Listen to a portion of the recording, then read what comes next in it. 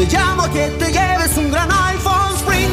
Te ofrece 30 días para decidir. Enamórate de Sprint. Cámbiate y llévate un iPhone XR Lease con su increíble cámara por solo $15 al mes. Visita ilimitado.com/iPhone. iPhone por $15 al mes luego de crédito mensual de $16.25 que se aplica dentro de 2 facturas. Con verificación de crédito, lease de 18 meses y nueva línea. Si cancela temprano, el saldo restante será exigible. Oferta no disponible en todas partes. Excluye impuestos y recargos. Sujeto a cargo por activación de $30 y restricciones.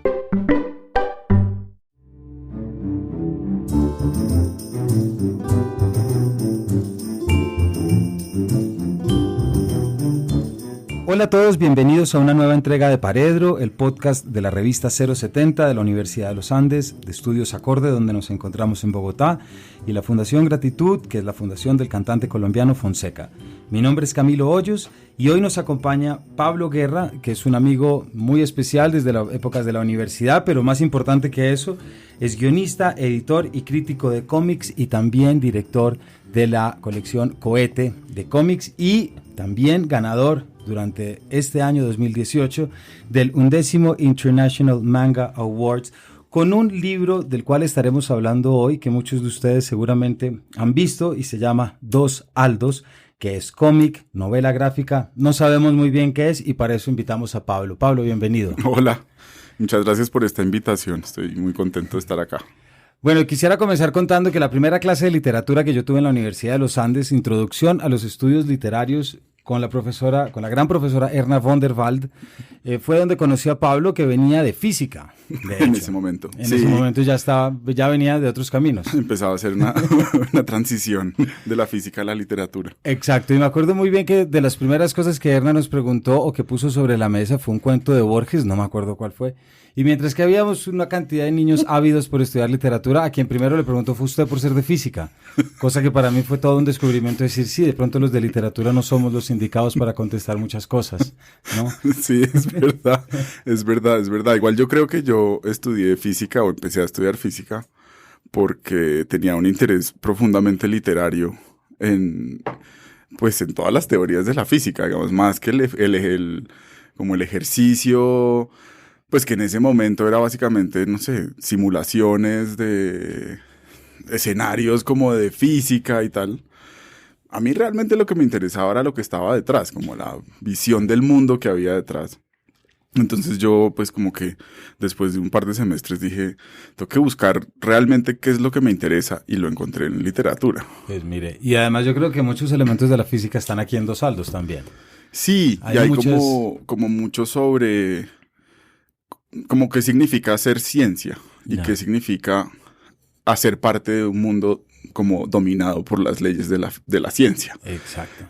Como esa relación entre el investigador y el objeto de estudio. Y cómo el investigador cambia. El investigador no es neutral, no se queda quieto. Okay. Y realmente, sí, como que hay también el elemento como político y como de quién usa a quién, ¿no? Como que son unos investigadores jóvenes que los usan como parte del experimento, pero ellos creen que están siendo asistentes de investigación y en realidad no, ellos son el objeto de estudio. Bueno, Pablo, yo creo que primero me gustaría preguntarle qué es esto de Dos Aldos, cómo se llegó y también contarle a los oyentes por qué invitamos a Pablo Guerra para esta edición. Como lo saben, Paredro es un podcast que busca encontrar distintas vías y fomentar el acceso a la literatura, a la cultura, a los medios escritos. Y es evidente que en los últimos años ha habido un movimiento muy fuerte en Colombia de cómic, de novela gráfica.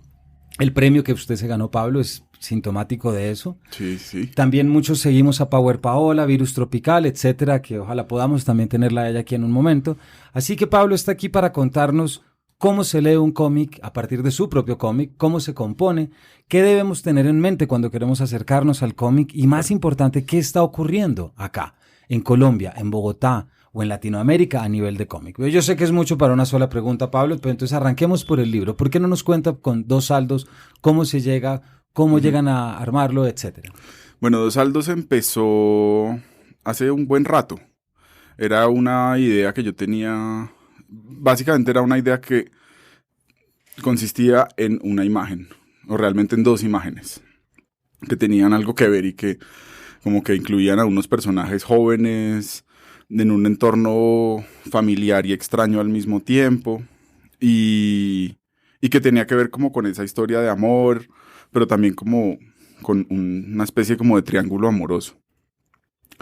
Yo en ese momento estaba regresando a Colombia, después de vivir un tiempo en Estados Unidos, eso fue más o menos como 2009. Y bueno, y como que ya antes de irme a Estados Unidos ya había podido armar algunas cosas, pero pues con el viaje todo eso se desordenó. Y ahí conocí a Henry Díaz, como que empezamos a hacer algunas cosas muy pequeñas más o menos en 2011, y yo le propuse que necesitábamos hacer algo largo y que fuéramos construyéndolo de a poco. Pues ahí arrancamos a publicar 2 saldos en una página de un colectivo que se llama El Globoscopio, que es como un colectivo que armé con otros dibujantes y como con otros artistas de cómica en Bogotá. Y el plan era, digamos, nadie en ese momento y todavía te va a pagar un anticipo o te va a pagar el tiempo que requiere hacer una novela gráfica, y más una novela gráfica como con un contenido que no se amarra a ninguna cosa coyuntural, o sea, que no tiene que ver con el canon literario, que no habla sobre la historia de Colombia.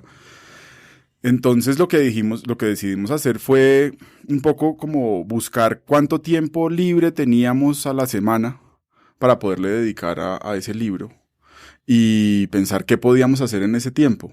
Entonces publicábamos 2 páginas a la semana, que era lo que podíamos hacer.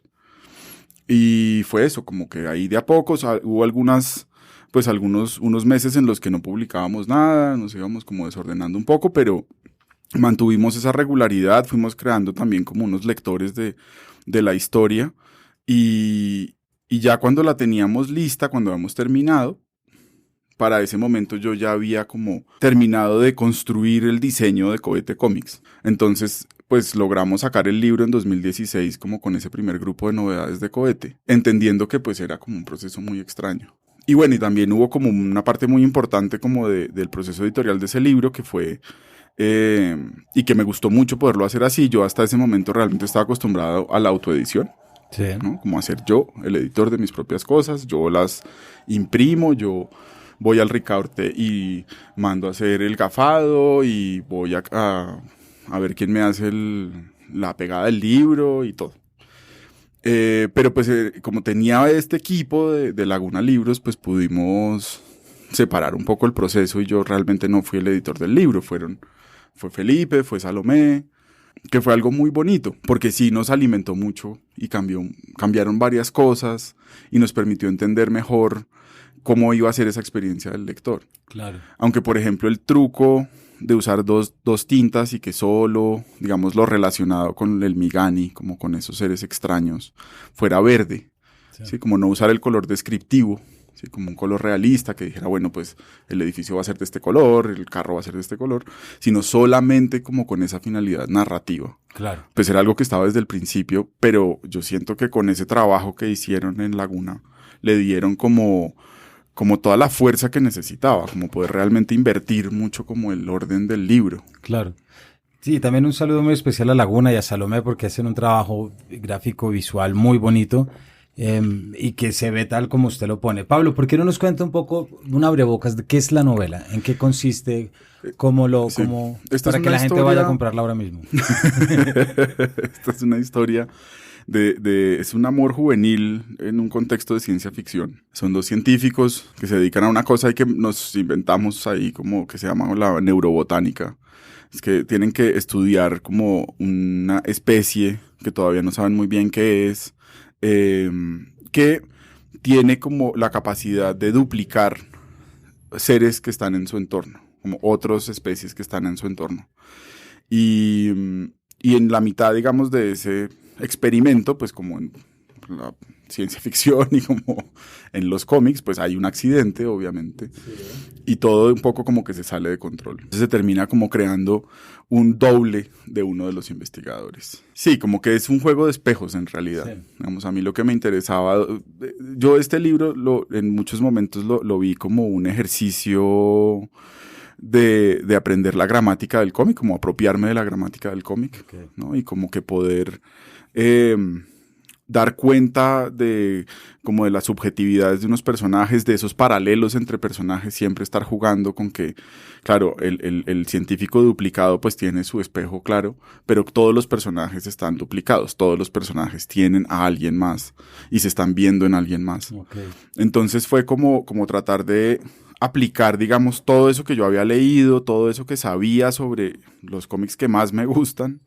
pero pues apropiármelo y utilizar, estirar como la gramática del lenguaje del cómic para poderlo lograr sin dar muchas explicaciones. O sea, una parte muy importante del libro tiene que ver con quitar información. Claro, con los silencios. Totalmente. Lo que llamaríamos en literatura los silencios narrativos, pero que no se aplica tal cual al cómic. Es decir, exacto, como narración. Hay una fórmula que acaba de mencionar Pablo que quisiera pedirle que nos contara, porque yo creo que ese es uno de los... tenemos que aprovechar que usted esté acá. ¿Cómo entender la gramática del cómic? Porque todos, ahorita lo hablábamos, nosotros... Es muy probable que del comienzo de nuestra prehistoria como lectores haya sido desde el cómic, ¿verdad? Y si queremos pensar antes del cómic, de pronto pensando en Mafe Paz, que estuvo aquí con Maite Daután la última vez, que hablábamos de la importancia de la imagen respecto al texto cuando estamos pensando en literatura infantil. Entonces aprendimos a leer desde los cuadros y desde la sucesión de cuadros que va a permitir una acción. Sí. Sí. Pero el cómic también complejiza y problematiza eso. Entonces quisiera que nos contara cómo funciona. Sí, digamos, la parte como de la condición y desarrollo como del lenguaje del cómic, de cómo se va formando, tiene que ver con su sencillez o su aparente sencillez. Con que no te pone el reto de codificarlo en la cara, sino que por el contrario como que te engaña, te hace pensar que es fácil. Y en general las imágenes funcionan así. ¿Sí? Cuando ves una fotografía o cuando te enfrentas, por ejemplo, a un documental, no estás pensando en lo que dejaron por fuera, no estás pensando en cómo fue el montaje para lograr esas imágenes. Pero eso es muy importante. ¿Sí? Es muy importante pensar cómo alguien se sentó ahí y quién ideó que eso pudiera pasar. Y que se diera, digamos, ese hecho, ese fenómeno, ese momento, esa frase en un punto particular y estar ahí para capturarlo de una manera y no de otra. Empezar a releer el cómic es lo que hace que se evidencie como el potencial de esa gramática, que viene desde los autores, es decir, la historia del cómic desde, no sé, mediados del siglo XIX y durante el siglo XX, realmente, digamos, en términos como de lo que se puede hacer estéticamente, pues tiene que ver con autores que aman releer. ¿Sí? Los primeros autores no releían y nunca se hizo cómic, por ejemplo, desde espacios comerciales fuertes, ¿no? Desde el comic book, desde la tira de prensa, para la relectura. De hecho, se hizo para el consumo rápido. Y fue cuando los autores empezaron a desearle hacer historieta, porque habían leído mucha historieta, porque venían de haberse formado con ella, fue que ahí es que empiezan como a hacer esos otros juegos, a estirar esa posibilidad como de leer y a atreverse a confundir al lector.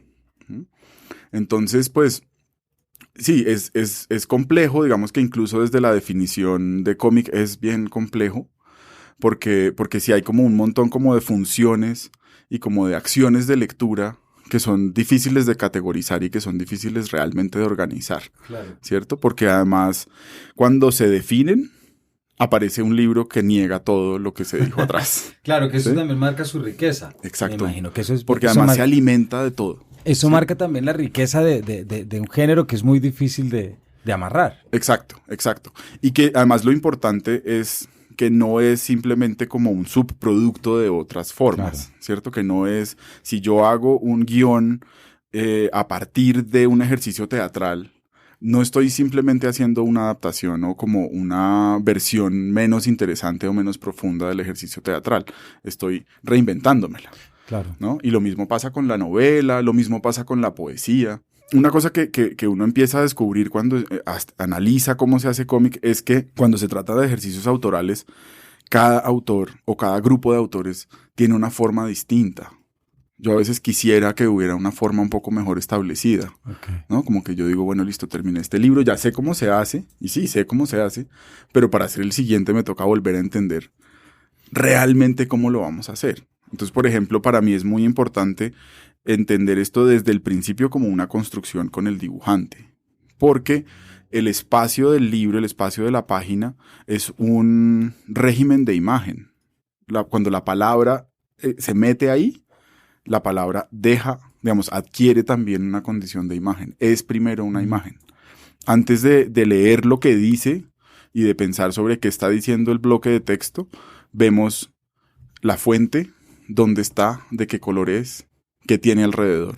O sea, la entendemos también como una imagen. Gracias por escuchar 070 Podcast, la red de podcast de la revista 070 en colaboración con Acorde FD. No olviden suscribirse a nuestro canal disponible en iTunes Podcast, SoundCloud y Google Podcast. Así podrán escuchar este y otros programas como Woman's Planning, Emperifolladas, A Donde Vamos No Necesitamos Carreteras, Shots de Ciencia y los nuevos programas que les tendremos esta temporada.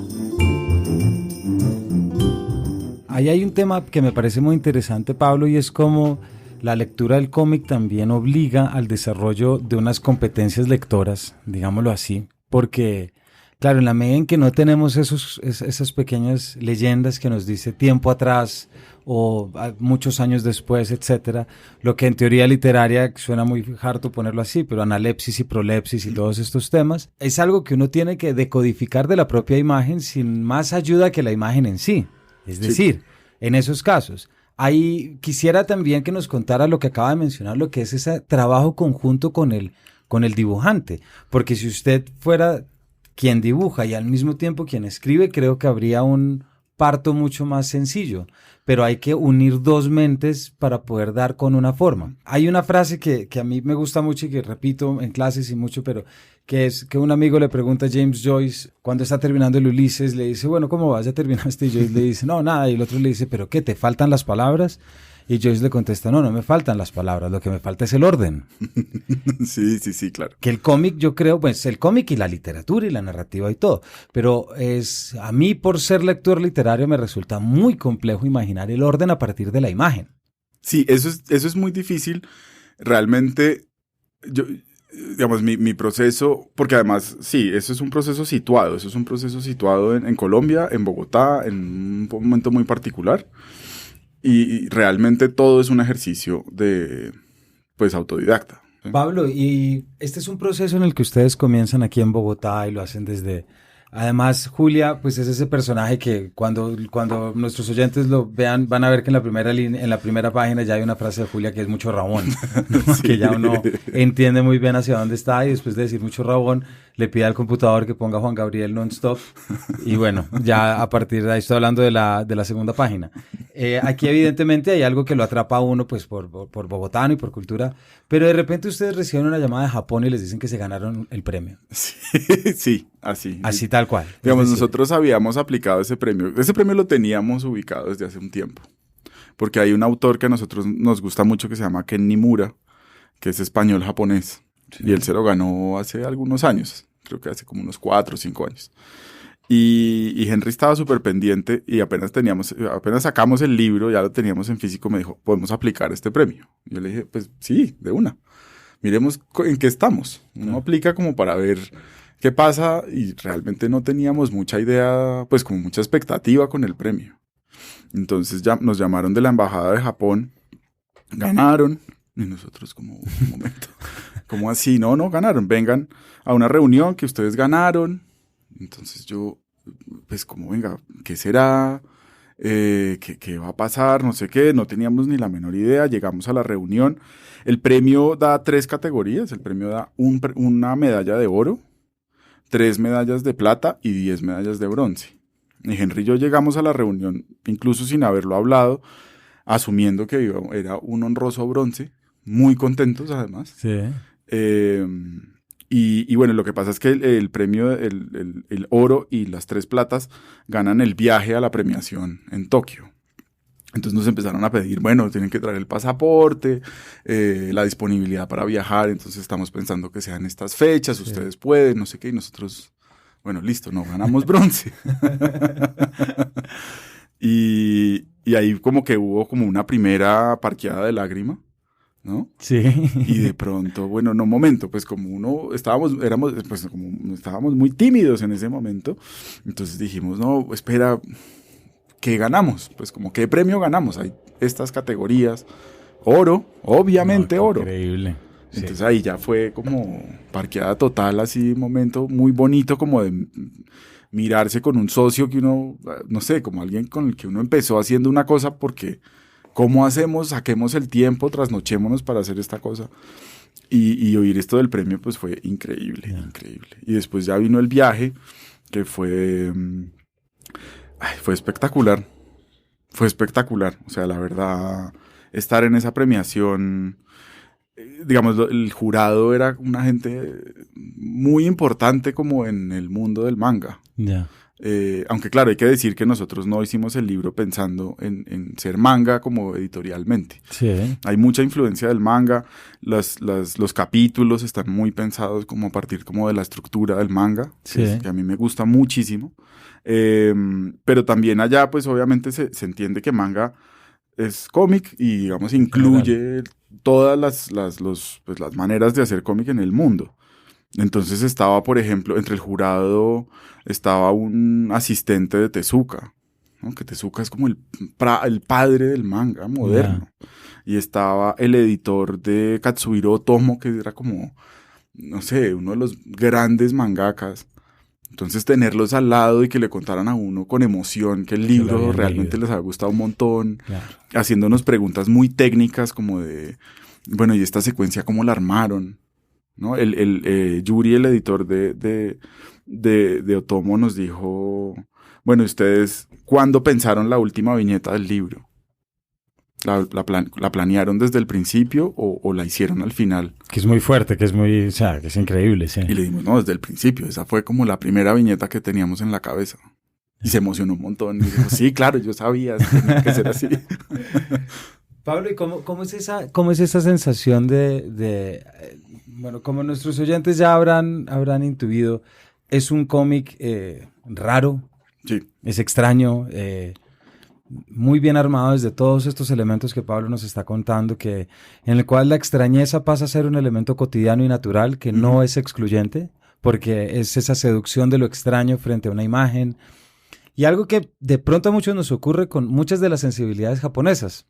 Y sobre todo desde el siglo XX, no me refiero a sensibilidades de haikus, etcétera, no, me refiero como a estas cuestiones que uno ve. ¿Cómo se sintió? ¿Cuál fue esa enseñanza de uno ver que lo leen y que le apelan a esa sensibilidad desde Bogotá a un público que está absolutamente legitimado como el japonés, cuando aquí ustedes estaban arrancando un proceso de una semilla que hasta ahora estaba saliendo? Sí, eso fue... Es que de todas maneras allá, y digamos con el tema de manga, sí hay como unas diferencias generacionales muy fuertes. Yo creo que nos ayudó mucho el hecho de que el jurado es un jurado de personas mayores, ¿no? En general como de editores que pues ya están en el final de su carrera, o de gente que digamos ya está pensando más como en el legado de su carrera y en dejar otras cosas, donde yo creo que esa sensibilidad como por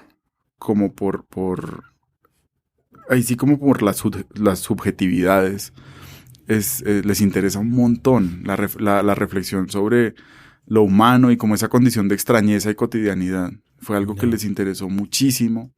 El juego del color, por ejemplo, también les gustó, los sorprendió, porque también lo que siento que les pasa es que, claro, hay una producción gigantesca, se editan, no sé, miles de títulos, series, es una industria gigantesca, pero también es una industria que tiene que estar renovándose en términos creativos todo el tiempo y le cuesta cada vez más trabajo como hacer ese recambio y encontrar voces nuevas. Conocimos a un mangaka muy bueno, un tipo increíble, ¿no? Que su jornada de trabajo ocupa toda la semana. El tipo tiene que hacer 8 páginas a la semana y en eso se le va a él y a sus asistentes y él tienen que estar clavados toda la semana. Entonces él pues hace un cómic sobre béisbol porque jugó béisbol cuando tenía 13 años, pero ya no ha acumulado nada más en términos de experiencia de vida. Claro. ¿Sí? Como que hacer esos libros implica que no puede salir a experimentar lo siguiente. Que de todas maneras esa generación anterior o esas generaciones anteriores sí involucraban mucho más como sus experiencias de vida y digamos como que sí se habían como que sí tenían ese riesgo como de salir a hacer otro tipo de cosas y como romper un poco como esa normalidad. Ya. Y fue muy bonito como ese contraste, o sea, conocimos a este autor muy joven y también pudimos conocer a pues, a uno de mis ídolos en la vida, que es Moto Bayo, que es una mujer increíble que empezó a trabajar en los años 70, que ha trabajado ciencia ficción y que también ha trabajado muchos temas como de extrañeza, como de dobles, como de cuerpos. A uno le envían un formulario, uno hace una lista de autores a los que les gustaría conocer y metimos Moto Bayo, pues porque, como no, pero pues no esperábamos que eso fuera a pasar. Y ella se había leído nuestro libro y nos hizo como unos comentarios muy bonitos y empezó como a, no sé, realmente, sí, como tener algo que decir en ese espacio y poderle decir algo distinto a alguien, pues es increíble, como que sí le permite a uno revalorar ese proceso situado de aprender a hacer cómic.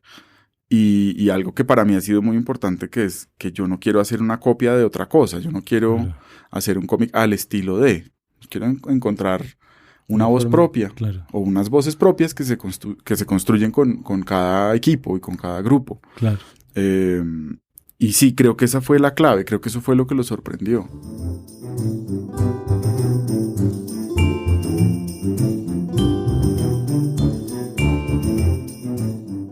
Reciben el premio empieza a aparecer en medios acá, Sí. tímidamente al principio, luego con un poco más de fuerza, ¿cierto? Sí. Y luego, ¿qué pasa? Bueno, después... Es decir, ¿qué pasa con ustedes? ¿Qué pasa con el cómic en Bogotá? ¿Esto implica un cambio, una apertura? ¿Nos hace falta todavía? ¿Cuál es el estado, cómo es la salud actual Yo creo con que, esto que está pasando? Yo creo que está cambiando, está mejorando. Siento que llevamos varios años como estableciendo unas conexiones y como ganando una visibilidad en el mundo del libro, que es muy importante. Como que está ese proceso, por ejemplo, de Power Paola, ¿no? Y también lo que ha implicado como no solamente el trabajo que ella hace, sino el trabajo que hace La Silueta con los libros de ella. El hecho además de que se hagan eventos, que haya como unos espacios como para que más personas entiendan y sepan y se arriesguen a leer, pero que además esos libros se consigan, salir un poco como del nicho, creo que ha sido un proceso muy importante. Inicialmente, obviamente, pues esto era básicamente autoedición, gente que sacaba pues ahorros para hacer fanzines y libros que no tenían mucha proyección y que además no se distribuían en ninguna parte. Pero creo que también ha habido como la llegada de actores nuevos, o actores que para nosotros son nuevos, pero que en realidad no son nuevos tampoco, ya llevan varios años, pero que son estas editoriales independientes que le empiezan a apostar a la novela gráfica y que empiezan además a usar la novela gráfica para otras cosas. Sí, como que siento que desde los espacios independientes habría sido muy raro un libro como por ejemplo como el de Gabo, ¿sí? Pues la novela gráfica sobre la vida de Gabo. Creo que a nadie se le habría ocurrido. Pero, pues, obviamente sale con Rey Naranjo y tiene toda pues un recorrido espectacular y funciona súper bien y digamos como que le abre la puerta a que haya más interés por todo lo que está pasando alrededor.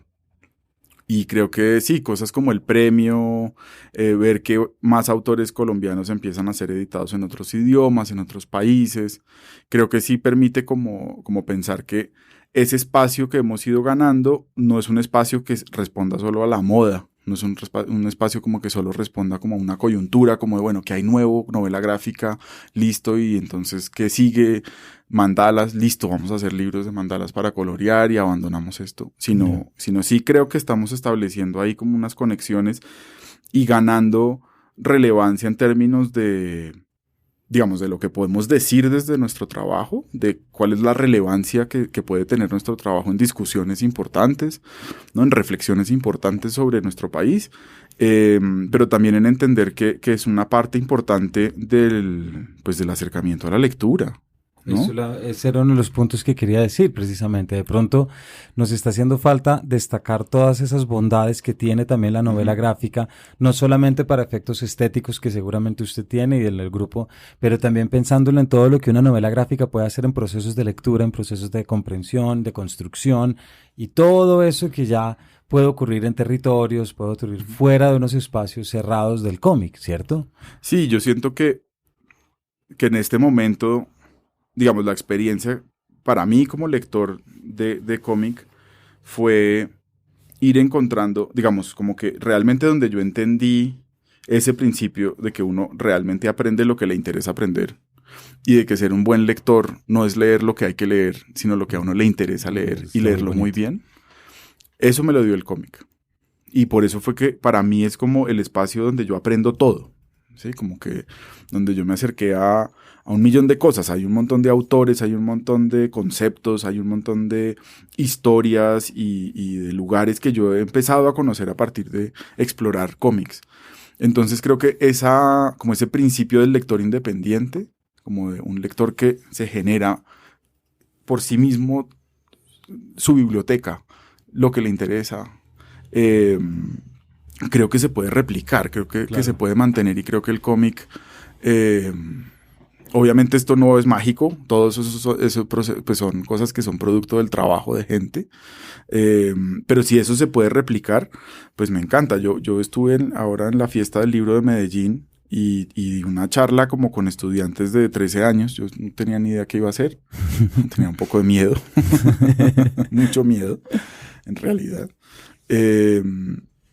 Y entonces les empecé a hablar como de esos procesos y siento que muchos empezaron a copiar, o sea, como que realmente sí les llamaba la atención esa idea de que incluso si lo que quieren hacer es ver videos de YouTube, pues vean bien videos de YouTube, que sea una cosa activa, que les permita realmente explorar, llegar a alguna parte. Entonces sí, yo espero que eso se mantenga. También creo que en términos como del mercado, pues nos faltan muchos números todavía, nos falta mucha presencia, la producción colombiana todavía es relativamente lenta, si uno lo ve en términos de qué tanto se publica al año y tal, pero creo que por lo menos ya está el interés de acompañarnos, ya tenemos una interacción con la Cámara Colombiana del Libro, por ejemplo. Los espacios en las principales ferias del libro ya no son solamente como, bueno, ponga esos cómics ahí y los niños ahí pues mirarán a ver qué pasa, como pasa un poco como en el salón en el pabellón de caricatura y diseño gráfico. Sí, que era como, ¿qué hacemos con estos buses de niños? Pues metámoslos a ese galpón, claro, y metamos a otros niños que hacen cómics a ese galpón y miremos a ver qué pasa. Claro. ¿No? Sino que ya se hace como desde un criterio como más respetuoso y yo espero que sí, que sea, muy difícil mantenerlo todavía, o sea, no es una industria, no es un segmento de la industria que ya esté armado, que ya tenga como todas sus características listas. Todavía hay que esforzarse mucho por sacar cada libro. O sea, ahora que me preguntabas, bueno, ¿qué pasó cuando volvimos del viaje? Pues no, aterrizamos a que teníamos un montón de proyectos por hacer, a que uno de los proyectos que estábamos haciendo, pues no sé, era con un equipo que no tenía ni idea qué era lo que, o sea, como una desconexión absoluta entre como el valor que tiene hacer un libro de este estilo y de pronto verlo simplemente como una cartilla o como una cosa como mucho más de consumo, claro, fácil, ¿no? Como hágame el dibujo bonito para decorar el texto ladrilludo que le quiero pasar a unos peladitos. Pablo, para terminar y para que esto sea una bola que siga creciendo, ¿a dónde deben ir los lectores que después de escuchar esto, por ejemplo, quieren aprender, comprar y relacionarse con los cómics? Bueno, pues, y me refiero, tanto espacios físicos como espacios virtuales. Sí, digamos que pueden, bueno, las redes de Cohete pues son Cohete Comics, estamos en Instagram, en Facebook y en Twitter.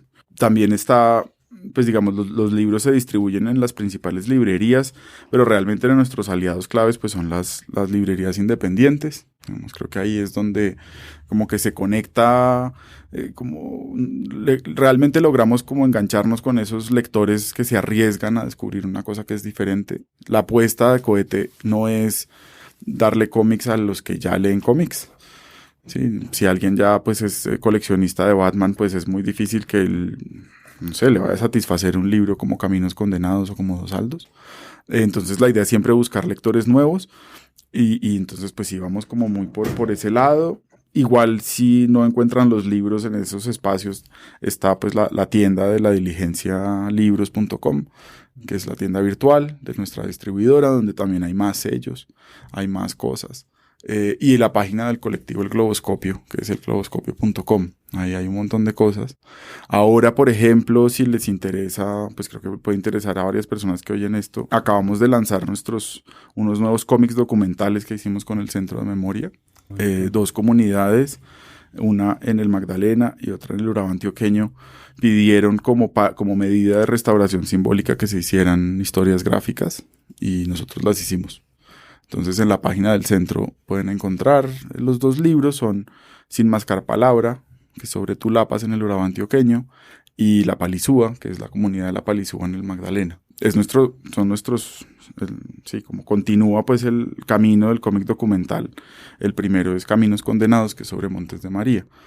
Entonces ahí va como la cosa también creciendo. Son como 2 lados muy distintos de la creación, pero todo hace parte como de hacer cómic en este país implica hacer muchas cosas. Pero que también nos enseña, que era un poco el propósito, Pablo, que nos acompañara a entender el cómic, para qué nos puede servir como lectores, cuáles son esos gustos y sobre todo cuál es ese lenguaje que podemos desarrollar para mejor disfrutarlo. Pablo, muchas gracias por su compañía, por habernos acompañado. Gracias, Camilo. Espero que pues que sigamos charlando por de acá todo volver esto. a estar, puede estar seguro. Muchas noticias y como muchas cosas y sí, yo estoy súper contento y de verdad, muchas gracias. No, a usted y a todos nuestros oyentes, muchas gracias por acompañarnos. Ya Pablo indicó dónde debemos ir a buscar y como siempre recordar que son muchos los medios que podemos utilizar para entendernos y para entender cosas y cerrar precisamente con la idea de cómic documental como proceso de reparación. Creo que deja este capítulo en un punto muy alto y sobre todo muy sugerente. Pablo, muchísimas gracias. Vale. Y a todos ustedes, hasta la próxima. Gracias.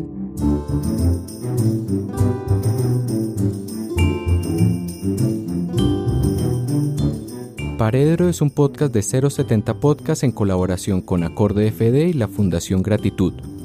Es producido por su anfitrión Camilo Hoyos, cuenta con el diseño de María Elvira Espinosa, la música es compuesta por Gabriela Navas y la dirección y edición general son de Sebastián Payán. No olviden suscribirse al canal de 070 Podcast disponible en iTunes Podcast, SoundCloud, Acorde FD, Spotify y Google Podcast. Muchas gracias.